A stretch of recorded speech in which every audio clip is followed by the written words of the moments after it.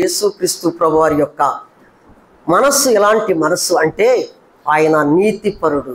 ఆయన ఎవరండి? ఆయన నీతిపరుడు. ఈ యెరూషలేములో ప్రవేశించడానికి వెళ్ళినటువంటి యేసుక్రీస్తు ప్రభువారు ఇది చివరి మజిలీ. యేసుక్రీస్తు ప్రభువారు ఇక చివరిగా వెళుతున్నాడు. ఇక వారం దినాలలో ఈ ఆదివారం దినం నుండి రేపు ఆదివారం దినం వరకు ఈ 6 దినాలలో ఇది హోలీ వీక్ అంటారు దీన్ని. ఒక పరిశుద్ధమైనటువంటి వారం అంటారు దీన్ని. ఈ పరిశుద్ధమైనటువంటి వారంలో అనేకమైనటువంటి కార్యాలు జరిగాయి. యేసుక్రీస్తు ప్రభు మనస్సుకు తెలుసు, నేను నీతిపరుడను, రక్షగలవాడను, నేను దీనుడు అని.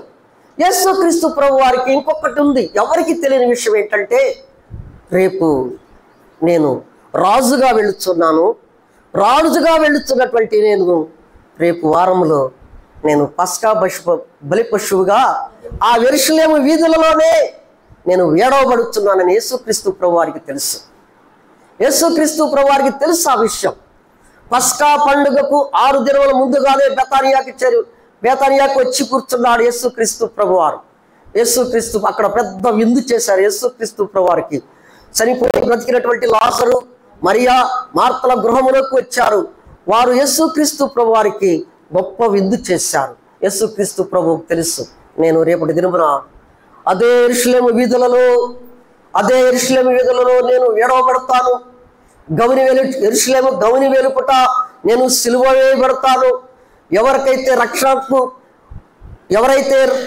నేను నాకు తండ్రి అయినటువంటి దేవుడు ఎవరి రక్షణార్థమై నన్ను ఈ లోకములోకి పంపించాడో వారికి రక్షణార్థము కొరకై, వారి రక్షణ కొరకై నేను నీతిపరుడుగాను ధీరుడుగాను ఆ కలువరిలో చేయబోతున్నటువంటి కార్యాన్ని గురించి యేసుక్రీస్తు ప్రభు వారికి ముందుగానే తెలుసు. ఇప్పుడు అనేక మార్లు వెళ్ళాడులే, కానీ ఆయనైతే ఈసారి మాత్రము ఒక రాజుగానే, యూదులకు రాజుగానే ఆయన ప్రవేశించారు. ఎందుకంటే పస్కా పండుగ 6 దినాల ముందుగానే యెరూషలేము ప్రాంతంలో పస్కాని ఆచరించుట కొరకై అనేక మంది యూదా జనాంగము, యూదులు, ఇజ్రాయేలీలు అందరూ కూడా ఆ ప్రాంతాలని ప్రపంచ దేశాల నుండి యెరూషలేమునకు పరిసర ప్రాంతాలకి వచ్చారు. యెరూషలేము కిక్కిరిసినటువంటి జనాలతో నిండి ఉన్నటువంటి ప్రాంతం అది. పస్కాని ఆచరించుట కొరకై, బలులర్పించుట కొరకై ఆ యెరూషలేము వీధులు కిక్కిరిస్తూ ఉన్నటువంటి సమయాన్ని ఎంచుకున్నాడు యేసుక్రీస్తు ప్రభువారు. ప్రతి ఒక్కరికి తెలియాలి, నేను యూదులకు రాజును, నేను నీతిపరుడను, దీనత్వము కలిగినటువంటి వాడిని, నేను రక్షణనిచ్చే రాజునై ఉన్నానని చెప్పి ప్రతి ఒక్కరూ తెలుసుకోవాలనేటువంటి తలంపుతోనే ఆ దినాన్ని ఎంచుకున్నాడు. ప్రభునందు ప్రియమైన సహోదర సహోదరీలారా, ఇక్కడ ఈ 3 తలంపులు మనం గమనించగలిగితే, ఇక్కడ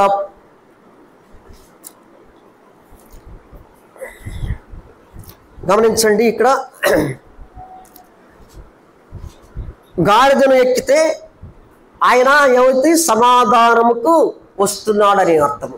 ఆయన సమాధానమునకు రాజు అయి ఉన్నాడు. మొదటిగా చూస్తే మనము చూడండి, ఇక్కడ సర్వలోకములకు సమాధానం ఇవ్వటానికి ఆయన ఏమొచ్చాడు? మానవ శరీరధారిగా ఈ లోకములకు వచ్చినట్లుగా మనం గమనిస్తాం. ఆయన గాడిదను ఎక్కి వస్తూ ఉన్నాడు. గాడిదను ఎక్కుచూ ఉన్నాడంటే అది సమాధానమునకు గుర్తుగా ఉంది కనుక ఆయన సమాధానమునకు కర్త అయి ఉన్నాడు. చూడండి ప్రియమైన, రోమీయులకు రాసిన పత్రిక 5వ అధ్యాయము 10వ వచనం చదవమ్మా. రోమీయులకు రాసిన పత్రిక 5వ అధ్యాయం 10వ వచనం.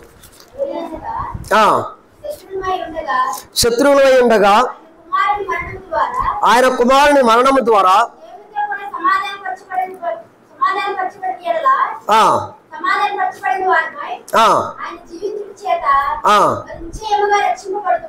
మనము నిశ్చయముగా ఏనైనగా మనము శత్రువులమై ఉండగా, మనం ఎవరము? శత్రువులమై ఉన్నాము. ఎవరికి శత్రువులమై ఉన్నాము? ఎవరికి? తండ్రి అయినటువంటి యెహోవాకు, దేవునికి మనము శత్రువులమై ఉన్నాము. శత్రువులమైనటువంటి మనలను దేవునితో సమాధాన పరుచుట కొరకై ఆయన గాడిదను ఎక్కాడు. ఆయన సమాధానమునకు రాజు అయి ఉన్నాడు. ప్రభునందు ప్రియమైన సహోదర సహోదరులారా, ఎఫెసీయులకు రాసిన పత్రిక 2వ అధ్యాయం 13-16 వచనాలు కానీ మనం చూడగలిగితే, దూరస్తులమైన మనలను ఆయన సమీపస్తులుగా చేశాడు. ముందుగా మనం గమనిస్తే ఆయన సమాధానమునకు రాజు. ఆయన తండ్రికి నీకును నాకును సమాధానము లేనటువంటి మనలను తండ్రితో సమాధానపరచుట కొరకై, దూరస్తులమైనటువంటి మనలను సమీపస్తులుగా చేయుట కొరకై ఆయన సమాధానకర్త అయి ఉన్నాడు. సమాధానము కొరకై ఆయన ఏం చేశాడంటే గాడిదను ఎక్కి యెరూషలేములో ప్రవేశించాడు. ప్రభువునందు ప్రియమైన సహోదర సహోదరులారా, ఇప్పుడు నువ్వు ఏ రీతిగా ఆరాధన చేస్తావు? ఏ రీతిగా దేవునిని స్తుతిస్తావు? ఎవరి చేస్తావు? దేవా, మా ప్రియ పరలోకపు తండ్రి, నీకు నాకును మా ప్రభువా సమాధానము లేనటువంటి వారము, దూరస్తులమైనటువంటి మమ్ములను సమీపస్తులుగా చేయుట కొరకై కుమారుడైనటువంటి యేసుక్రీస్తు ప్రభువారిని, సమాధానమునకు కర్త అయినటువంటి యేసుక్రీస్తు ప్రభువారిని మా మధ్యకు పంపించినటువంటి నాయన స్తోత్రాలు చెల్లిస్తూ ఉన్నాను. కుమారుడు సమాధానకర్త అయి గాడిదనెక్కి యెరూషలేములోకి ప్రవేశించడం ద్వారా నాకు ఇచ్చినటువంటి గొప్ప రక్షణ కొరకై స్తోత్రాలు చెల్లిస్తున్నాం. శత్రువులమైనటువంటి మమ్ములను మా ప్రభువా నీతో సమాధానపరిచాడు. అందును బట్టి స్తుతిస్తూ ఉన్నాను. ఆయన సమాధానమునకు కర్త అయి ఉన్నాడు. ఆయన సమాధానమునకు రాజు అయి ఉన్నాడు. ప్రభునందు ప్రియమైన సహోదర సహోదరులారా, గమనించగలిగితే ఇక్కడ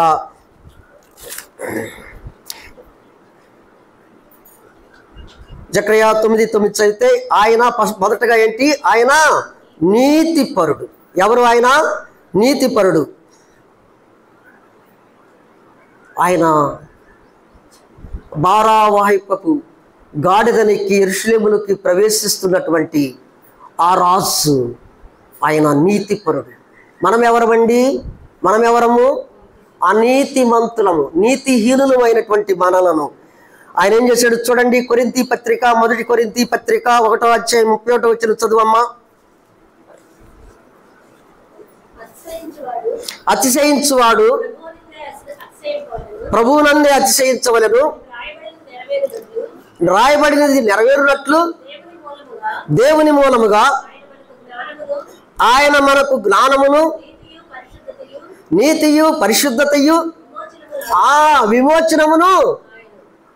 విమోచనమును ఆయన నీతియు పరిశుద్ధతయు. పరిశుద్ధత లేనటువంటి వారము, అపరిశుద్ధులము, మురికి కలిగినటువంటి వారము, పాపములో ఉన్నటువంటి వారము, మనము దాసత్వంలో ఉన్నటువంటి వారము, విమోచన లేనటువంటి వారము, మనము నీతిహీనులమైనటువంటి మనలను ఆయన ఏం చేశాడు? పరిశుద్ధపరిచాడు. మనల్ని తర్వాత నీతివంతులుగా చేశాడు. మూడవదిగా విమోచన కార్యాన్ని నీ ఎడల నా ఎడల జరిగించి నిన్ను నీతివంతులుగాను పరిశుద్ధులుగా చేశాడు. అందును బట్టి ప్రభువుని నేను ఆరాధించవద్దునమై ఉన్నాము. ఏం చేశాడు ఆయన? అనీతివంతులైనటువంటి మనల్ని. అందుకని మార్కు సువార్త 10వ అధ్యాయం 40వ వచనం మనం చూడండి. నీతిహీనులమైన మనల్ని నీతివంతులుగా చేయుట కొరకై రక్తమును బట్టి చదవమ్మా.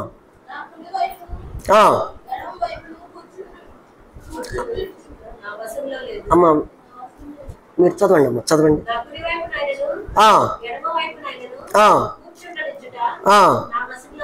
నా వశములో లేదు, ఎవరికి సిద్ధపరచబడేనో వారికే దొరుకునని వారితో.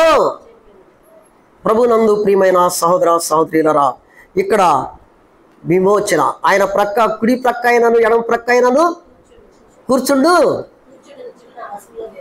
ఎవరి వశములో ఉన్నది? తండ్రి వశములో ఉన్నది. తండ్రి కుడి పార్శ్వమున కుమారుడైన యేసుక్రీస్తు ప్రభువారు కూర్చున్నాడు. ఆ స్థానములోకి నిన్ను నన్ను తీసుకొని వెళ్ళుట కొరకై, తండ్రి వద్దకు తీసుకొని వెళ్ళుట కొరకై ఆయన ఏం చేశాడు? నీతిహీనులమైనటువంటి మన కొరకై ఆయన నీతివంతుడై ఉన్నాడు. ఆయన నీ కొరకై నా కొరకై అమూల్యమైనటువంటి రక్తాన్ని కల్వరిలో కార్చాడు. అమూల్యమైనటువంటి రక్తము ద్వారా నిన్ను నన్ను కడిగి శుభ్రపరిచి ఆ విమోచన కార్యము జరిగించడం ద్వారా నీకు నాకు ఏం కలిగింది? తండ్రి వద్ద కూర్చునే భాగ్యము అనుగ్రహించాడు. అందును బట్టి ప్రభువుని నీవు నేను స్తుతించబద్ధులమై ఉన్నాము.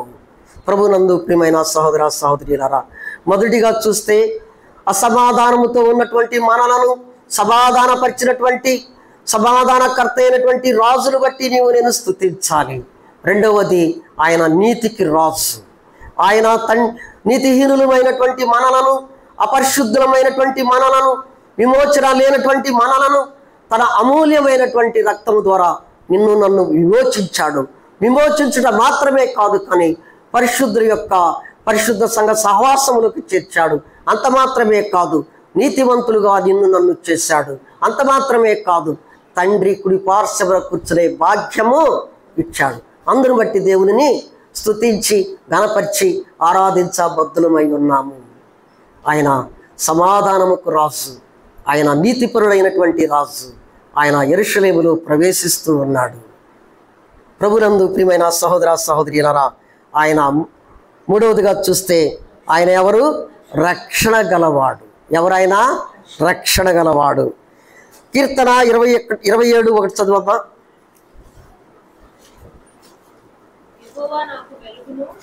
యెహోవా నాకు వెలుగును రక్షణదై ఉన్నాడు. చాలు చాలు. కీర్తనకారుడు ఈ రీతిగా చెప్పుచూ ఉన్నాడు, ఆయన నాకు వెలుగు. ఆయన వెలుగంటే అప్పుడు అంతకుముందు ఆయన ఎలా ఉన్నాడు? చీకటిలో ఉన్నాడు. చీకటిలో ఉన్నటువంటి ఆ కీర్తనకారుడు చెప్పుచున్నటువంటి మాట ఏంటంటే, నేను చీకటిలో ఉన్నటువంటి నన్ను వెలుగు సంబంధిగా చేశాడు. ఆశ్చర్యకరమైనటువంటి వెలుగులోకి తీసుకొని వచ్చాడు. ఆయన తర్వాత ఏమంటున్నాడు? ఆయన రక్షణ ఇచ్చాడు నాకు. చీకటిలో ఉన్నటువంటి నిన్ను నన్ను కూడా ఆయన ఆశ్చర్యకరమైనటువంటి వెలుగులోకి తీసుకొని వచ్చినటువంటి దేవుడు నీకు నాకు రక్షణ ఇచ్చాడు. అలాంటి దేవుడిని నీవు నేను స్తుతించబద్ధులమై ఉన్నాం. ప్రభునందు ప్రియమైన సహోదర సహోదరులారా, చూసారా, యోహాను సువార్తలో ఒక వ్యక్తి మనకు కనిపిస్తూ ఉంటుంది. ఆమె 18 సంవత్సరాల నుంచి ఆమె ఎలాగుంది చూడండి. పాపాత్ములైన స్త్రీని రక్షించాడు దేవుడు. యోహాను సువార్త 8వ అధ్యాయము 1 నుండి 10 వచనాలు చదివితే చదవమ్మా.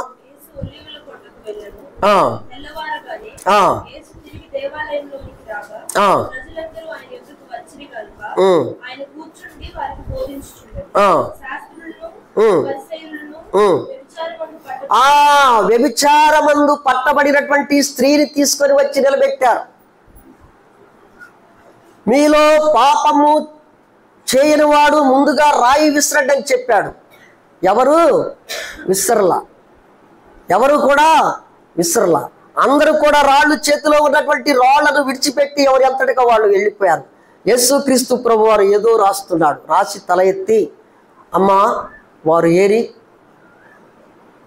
అదే అడిగాడు. నేను కూడా నిన్ను ఏమి చేయను అని చెప్పినప్పుడు ఆమెకేం కలిగింది?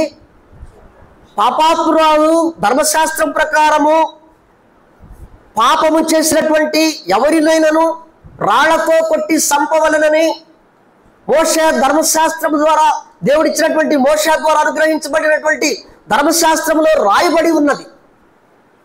అయితే నేను ధర్మశాస్త్రమును పాటించుటకు వచ్చాను అని చెప్పాడు ఒక సందర్భంలో. ధర్మశాస్త్రమును కొట్టివేయటకు వచ్చానని ఒక సందర్భంలో చెప్పాడు. ఇప్పుడు ధర్మశాస్త్రాన్ని పాటించాలంటే ఆమెతో రాళ్ళబెట్టి కొట్టి చంపుట యథార్థమే. కానీ యేసుక్రీస్తు ప్రభువారు ఇక్కడైతే మాత్రం ఆ స్త్రీని ఏం చేశాడు? మీలో ఎవరైనాను పాపము చేయనటువంటి వారుంటే రాయి వేయండి ఆ స్త్రీ పైన అన్నారు. అందరికీ తెలుసు, హృదయాలోచనలు ఎరిగినటువంటి దేవుడు. అక్కడ ఉన్నటువంటి వారందరూ కూడా ఎవరికి వారుగా ప్రశ్నించుకున్నారు. నాకు నేనుగా, నీకు నీవుగా, ఎవరైనా నాలో పాపం ఉంది, నాలో పాపం ఉంది, నాలో పాపం ఉందని చెప్పి పాపము లేనటువంటి వాడు ఎవడూ లేడు అక్కడ. అందరూ పాపము చేసినటువంటి వారే రాళ్ళు కింద పడేసి ఆ స్త్రీని శిక్షించకుండా వెళ్ళిపోయారు. ఆ ప్రభు ఏం చేశాడు? క్షమించి రక్షించాడు. పాపము చేత పట్టుబడినటువంటి స్త్రీ, రాళ్లతో కొట్టబడవలసినటువంటి ఆ స్త్రీని యేసుక్రీస్తు ప్రభువారు రక్షించాడు. పాపదాస్యంలో ఉన్నటువంటి నిన్ను నన్ను కూడా యేసుక్రీస్తు ప్రభువారు ఆ కల్వరిలో కార్చినటువంటి అమూల్యమైనటువంటి రక్తము ద్వారా నీ పాపాన్ని నా పాపాన్ని కడిగి వేశాడు. అందును బట్టి దేవునిని స్తుతించాలి. అందును బట్టి ప్రభువుని స్తుతించాలి. ప్రభునందు ప్రియమైన సహోదర సహోదరులారా, నీతిపరుడైనటువంటి రాజు, సమాధానకర్త అయినటువంటి రాజు, ఆయన రక్షణ ఇచ్చే రాజు. ఆయన కల్వరిలో 2 కొయ్యల మధ్య వేలాడబడుతూ చెరొక ప్రక్క ఉన్నటువంటి దొంగలలో ఏం చేశాడు? ఒక దొంగని ఏం చేశాడు? లూకాసు వార్త 23వ అధ్యాయము 47వ వచనం చదవండి. బందిపోటు దొంగను రక్షించాడు. లూకాసు వార్త 23:47.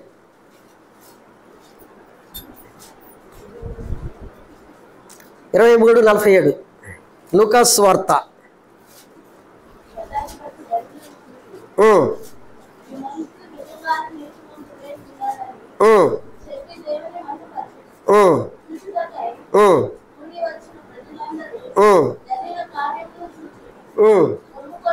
అక్కడ కాదమ్మా, బందిపోటు దొంగను రక్షించినట్టుగా ఉంటుంది చూడు. 43. నేడు నాతో కూడా పరదేశంలో ఉందని నిశ్చయముగా నీతో చెప్పుచున్నాను.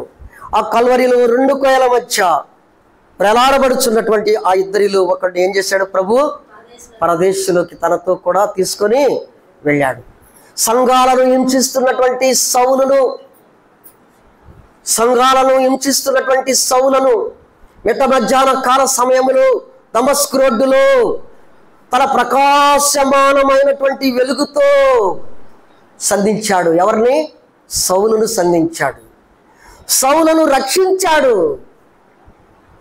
నరక పోగమునకు వెళ్ళుచున్నటువంటి సౌలును పాపముల కొరకై వేగిరపడుతూ పాపము చేయుట కొరకై పరుగిడుచున్నటువంటి సౌలును మిట్ట మధ్యాహ్న కాల సమయంలో దమస్కు రోడ్డులో తన ప్రకాశమానమైనటువంటి వెలుగు ద్వారా అతనిని రక్షించాడు. ప్రభునందు ప్రియమైన సహోదర సహోదరులారా, గమనించారా? మన రక్షకుడు, మన రాజు, ఆయన సమాధానమునకు కర్త. మన రాజు, ఆ రాజు నీతిపరుడు, ఆ రాజు రక్షణకు కర్త. ప్రభునందు ప్రియమైన సహోదర సహోదరులారా, గమనించండి. నిన్ను నన్ను ఎట్లా రక్షించాడు? నిన్ను నన్ను కూడా ఆ రీతిగానే రక్షించాడు కదా. పాపమనే వ్యాధిలో కొట్టుమిట్టాడుచున్నటువంటి నిన్ను నన్ను కూడా ఆ కల్వరిలో పాపాపురాలు కొరకై ఆ పాపము చేసినటువంటి స్త్రీని ఒక్క మాటే, అమ్మా నేను కూడా నీకు శిక్ష చెప్పాడు. నీ కొరకై నా కొరకైతే ఏం చేశాడు? నీవు నేను అదే స్థానంలో ఉన్నాం. నీవు నేను కూడా పాపముల చేత అపరాధముల చేత చచ్చాము. నీవు నేను కూడా రాళ్లతో కొట్టి చంపవలసినటువంటి వారము. మన శిక్ష భయంకరమైనటువంటి శిక్ష, అగత్పాతాళానికి వెళ్ళవలసినటువంటి వారము. అలాంటి నిన్ను నన్ను కూడా ఆ శిక్ష నుండి తప్పించుట కొరకై ఆయన రాజుగా రిక్తుడై దీనుడై నీ కొరకై నా కొరకై ఈ లోకంలోకి వచ్చాడు. వచ్చి కల్వరిలో చేసినటువంటి అమూల్యమైనటువంటి ఆ పుణ్యకార్యము ద్వారా నిన్ను నన్ను రక్షించుకున్నాడు. అందును బట్టి దేవునిని మనము స్తుతించి ఆరాధించ బద్ధులమై ఉన్నాం. ప్రభునందు ప్రియమైన సహోదర సహోదరులా, గమనించండి. ఇక్కడ మరి ఆయన దీనుడు, ఆయన ఎంత దీనత్వం కలిగినటువంటి వాడంటే, ఆయన యేసుక్రీస్తు ప్రభువారు దేవుడై ఉన్నాడు, రాజునై ఉన్నాడు, యూదులకు రాజు అయి ఉన్నాడు. అలాంటి యేసుక్రీస్తు ప్రభువారు తన శిష్యుల యొక్క పాదములు కడిగాడు. ఎంత దీనత్వమో తెలుసా? తన్ను తాను తగ్గించుకున్నాడు. ఆయన దీన మనస్సు కలిగిన వాడు. తన శిష్యుల యొక్క పాదాలను కడిగినటువంటి వాడు. ఆయన దేవుడై ఉండి మానవునిగా అవతరించినటువంటి వాడు. ప్రభునందు ప్రియమైన దాసుని స్వరూపము ధరించుకున్నటువంటి వాడు రిక్తునిగా చేసుకొని శిలువ మరణము పొందునంతగా తగ్గించుకొని ఆయన విధేయత చూపాడు. ఏం చూపాడు? శిలువ మరణము పొందునంతగా విధేయత చూపాడు. ఎవరికి చూపించాడు విధేయత? ఎవరికి చూపించాడు విధేయత? తండ్రి అయినటువంటి దేవునికి విధేయత చూపించాడు. ఎవరి కొరకై చూపించాడు? నీ కొరకై, నా కొరకై ఆ విధేయత, ఆ దీనత్వము, ఆ సాత్వికం కలిగినటువంటి ఆ దేవుడు నీ కొరకై, నా కొరకై ఆయన శిలువ మరణము పొందునంతగా ఎంత తగ్గించుకున్నాడు. దీనత్వం కలిగినటువంటి ఆ ప్రభువుని నీవు, అయ్యో ప్రభువా, నా కొరకై సర్వలోకమునకు రాజువై ఉన్నావు ప్రభువా, సర్వ సృష్టిని నిర్మించినటువంటి వాడు నిర్మాణకుడు అయ్యా నువ్వు. నా కొరకై, ఆ రక్షణనిచ్చుడి కొరకై, ఆ సమాధానాన్నిచ్చుడి కొరకై, నా కొరకై ఎంత దీనత్వాన్ని ఆయన కనపరిచాడు. ప్రభువా, ఎంతగా నువ్వు తగ్గించుకున్నావు నాయన, ఎంతగా శిలువ మరణం అంతగా తగ్గించుకున్నటువంటి దేవా, నిన్ను నేను స్తుతిస్తున్నానయ్యా, నేను గణపరుస్తున్నానయ్యా, నేను ఆరాధిస్తున్నానయ్యా అనే దేవునిని మనస్సారా దేవునిని ఆరాధించబద్దులమై ఉన్నాము.